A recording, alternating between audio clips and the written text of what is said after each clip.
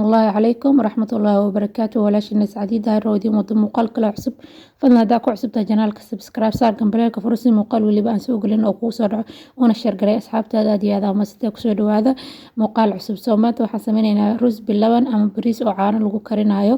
digsigan ayaa hadda waxaan kusoo shubtay hal koob oo laba koob oo buuxo oo caano ah hadda waxaan ku daraa koobkii saddexaad oo biyo ah sada meesha waxaan ku haysanaa laba koob oo caano iyo hal koob oo biyo oo hal weel oo isleeg aan kusoo cabiray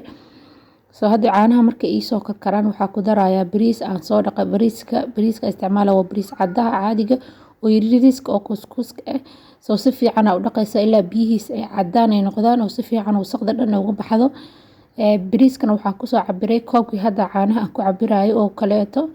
nafsigiisa aan kusoo cabiray soo wuxuu ii marayaa dhegta kore ayaan geeyay bariiska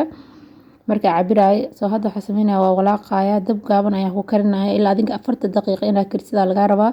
soo bariiska matuutu oo noqdo oo macaan oo noqdo soo inuu gana oo noqdo ma la rabo soo macaan ahaan ama la isticmaaleena soo hadda waa kaasa waa karkarooya dabka u gaabinaya waa daboolaa soo tartiibtiisa u bislaado waxyaalaha kale aan ku darayane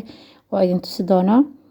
soo janaalka hadaa ku cusub tahay subscribe saar gambareelkana furo si muuqaal waliba aan soo gelin oo kuu soo dhaco aad iyo aad u mahadsantihiin asxaabta quruxda badan oo iga soo birtay walaashii Atrisha Baadiyan waxaan leeyahay soo dhawaada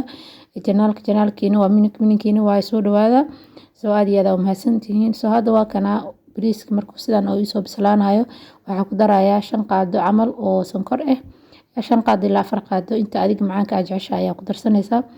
soo hadda intaana ku daraaya waa walaaqaya wax kale kuma darin bariiska iyo caani oo kaliya hadda isku soo karinay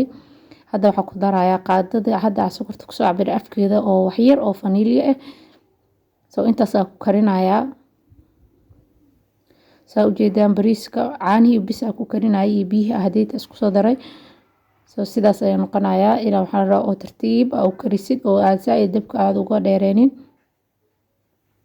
hadda waxa ku daraaya kareemka oo xalwiyaadka lagu daro ama keega korka looga sharaxo oo kareem shanti ama whipping cream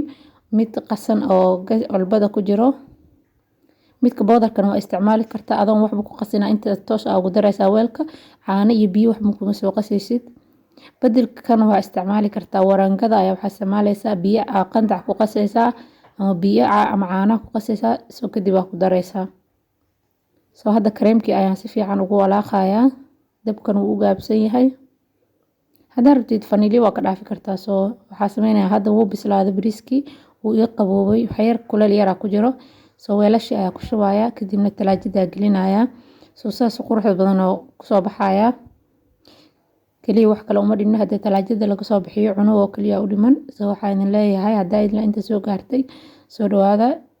hadiyada ma santiin soo markaa soo diyaarna sidan quruxda badan oo ku soo baxay bilaay tawfiiq salaam calaykum